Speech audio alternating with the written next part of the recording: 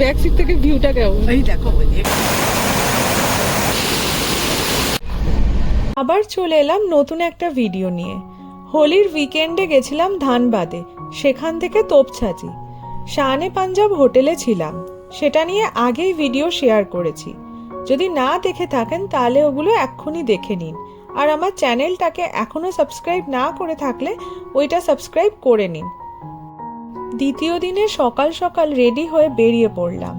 প্রথমেই গেলাম এই বাড়িটা দেখতে। গেস করুন তো এই বাড়িতে কে থাকতেন? তোপছাচি আগে খুব ফেমাস একটা শুটিং স্পট ছিল। আমাদের মহানায়ক উত্তম কুমার যখনই এখানে শুটিংয়ের জন্য আসতেন, এই বাড়িটাতে উনি থাকতেন।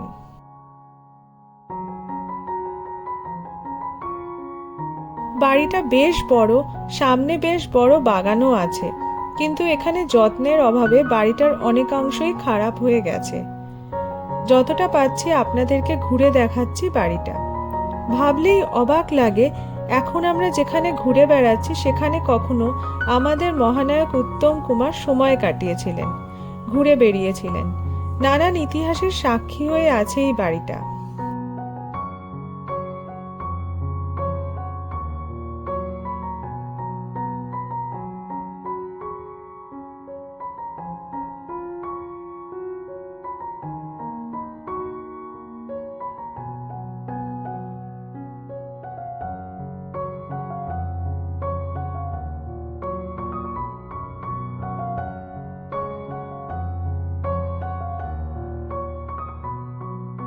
মহানায়কের নানান স্মৃতি জড়িয়ে আছে এই বাড়িটাকে ঘিরে।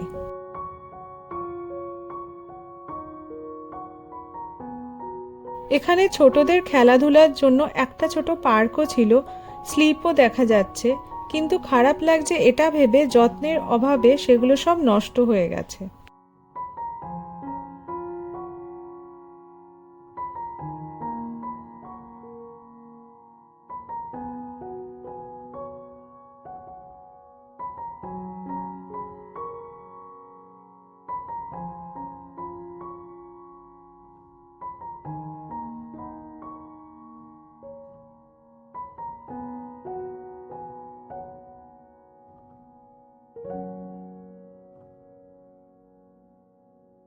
বাড়িটা অনেকটা জায়গা জুড়ে তৈরি হয়েছে, আর তার চারিদিকে অনেকটা জায়গা জুড়ে একটা বড় বাগান।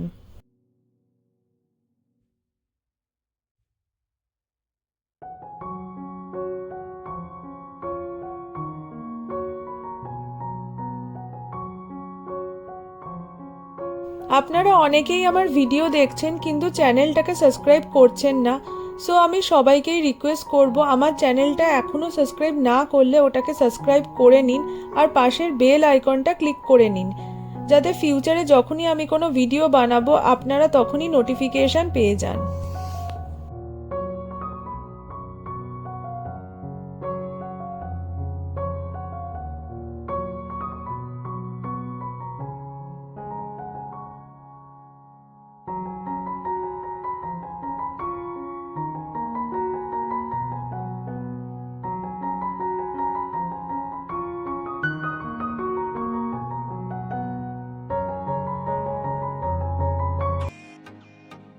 এখান থেকে বেরিয়ে গাড়িতে কিছুক্ষণ গেলেই তোপছাচি লেক।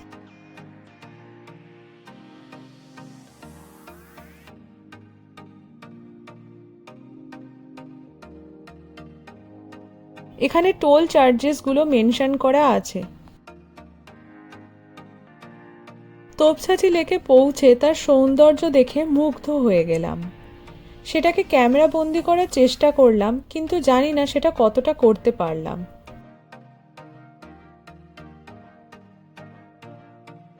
এটি কৃত্রিম উপায়ে তৈরি করা একটা জলাধার। একসময় শহরে জল সরবরাহ করার জন্য কৃত্রিম উপায়ে এই লেক তৈরি করা হয়েছিল, যেটা এখন খুব সুন্দর একটা ট্যুরিস্ট স্পট হিসেবে পরিচিত। শীতকালে এখানে অনেকে পিকনিক করতেও আসে।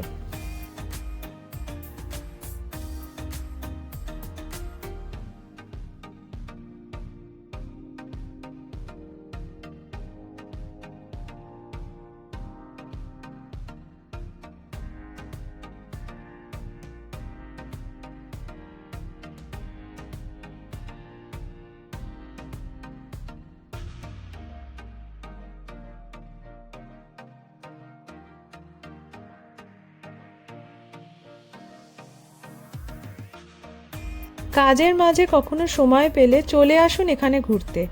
আশা করি জায়গাটা খুবই ভালো লাগবে।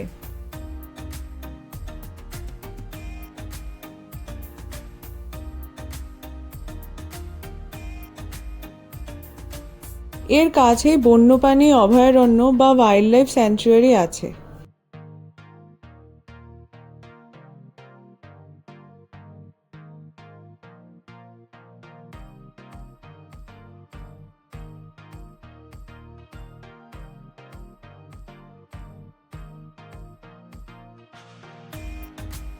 চারিদিকে ছোট ছোট পাহাড় আর তার মাঝেই তোপছাচি লেক।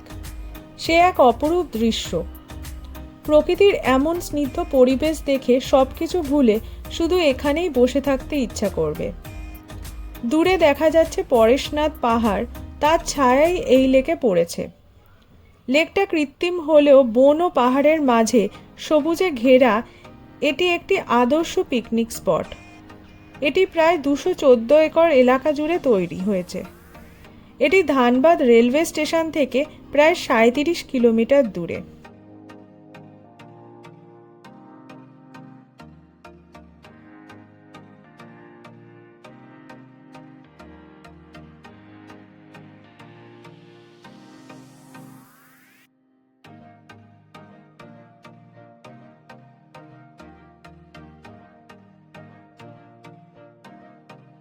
তোপছাচি থেকে হোটেলে পৌঁছে লাঞ্চ করে তার কিছুক্ষণ পরে চেক আউট করে বেরিয়ে পড়লাম ভাটিন্ডা ফলসের উদ্দেশ্যে। ভাটিন্ডা ফলস দেখে চলে যাব রেলওয়ে স্টেশনে। সেদিন এমনই প্ল্যান ছিল। তোপছাচি থেকে ভাটিন্ডা ফলসের দূরত্ব প্রায় 40 থেকে 42 কিলোমিটার। আমাদের সেদিন সময় লেগেছিল প্রায় 1.5 ঘন্টা মতো।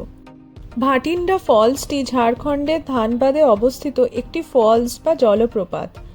ধানবাদ রেলওয়ে স্টেশন থেকে প্রায় 14 কিলোমিটার দূরে। ফলসটির চারপাশের পাথরের বিশাল বোল্ডার রয়েছে। ভাটিন্ডা ফলসের কাছে দুটি নদীর সঙ্গম হয়েছে। কাটারি নদী পরেশনাথ থেকে উৎপন্ন হয়ে উত্তর থেকে দক্ষিণে বয়ে গিয়ে মুনিডিহতে পৌঁছেছে। দামোদর নদী পূর্ব থেকে এসেছে। এই ওয়াটারফলসটির কাছে এই দুটি নদী মিলিত হয়েছে। এখানে পাথরগুলো নদীর স্রোতে 12 ডিগ্রি কোণে ঝুঁকে আছে।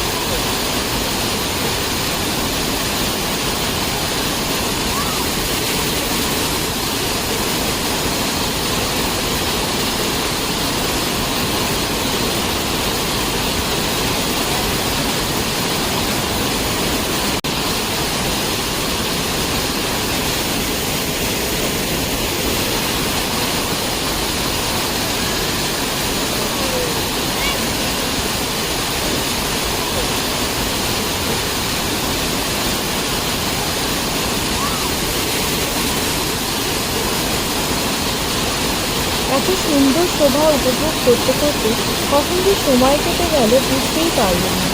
এবার বাড়ি ফেরার সময়। প্রতিবেশী রাজ্য ঝাড়খণ্ডকে বিদায় জানিয়ে এগিয়ে গেলাম ধানবাদ রেলওয়ে স্টেশনের দিকে। ফেরার ট্রেন ছিল শতাব্দী express AC chair car. Dhanbad থেকে ছাড়ার সময় ছিল বিকেল 5:40 মতো, আর হাওড়া পৌঁছাবার কথা ছিল রাত 9:30 মতো। 12020 শতাব্দী এক্সপ্রেস ঠিক সময়েই ধানবাদ থেকে ছেড়ে দিল। নিচে জলের বোতল রাখারও জায়গা দেখতে পাচ্ছেন।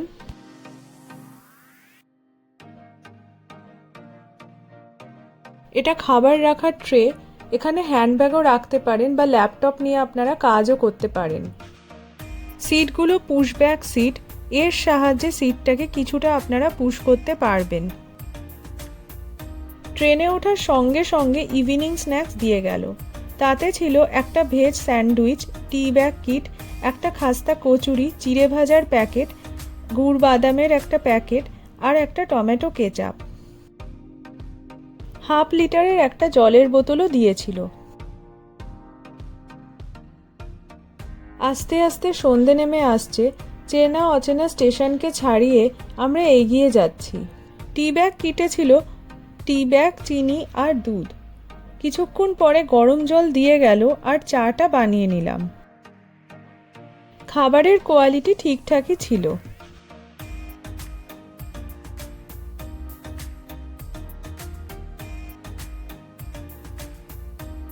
আমার সিট ছিল C6-এ। সেদিন আমি লাকিলি উইন্ডো সিট পেয়েছিলাম। ক্যাটারিং চার্জেস সব ইনক্লুড করে ট্রেনের টিকিটের দাম পড়েছিল 983 টাকা। 7:30টার পরে ডিনার চলে এলো। ডিনারে ছিল ভাত, ডাল, চিকেন কারি, একটা আলু ফুলকপির সবজি, 2টো রুটি, একটা মিক্স পিকল আর টক দই।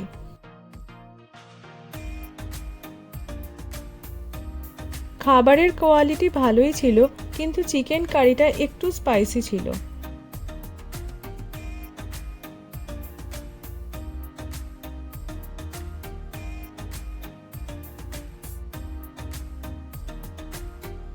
ডিনার শেষ হতেই দিয়ে গেল এই ভ্যানিলা আইসক্রিমটা। এটা সত্যিই মনটাকে ভালো করে দিল। ট্রেন হাওড়া রিচ করলো 9:10-15 মতো। টাইমের আগেই আমরা হাওড়া স্টেশন পৌঁছে গেলাম। আজকে এখানেই শেষ করছি এই ভিডিওটা। আমার ভিডিও ভালো লাগলে ভিডিওটা লাইক করো, শেয়ার করো আর কমেন্ট করে জানিও কেমন লাগছে। আর আমার চ্যানেলটা সাবস্ক্রাইব করতে ভুলো না। এগুলো আমাকে মোটিভেট করে আরও ভালো ভালো ভিডিও বানিয়ে তোমাদের সাথে শেয়ার করার জন্য। নতুন ভিডিও নিয়ে খুব তাড়াতাড়ি ফিরে আসবো।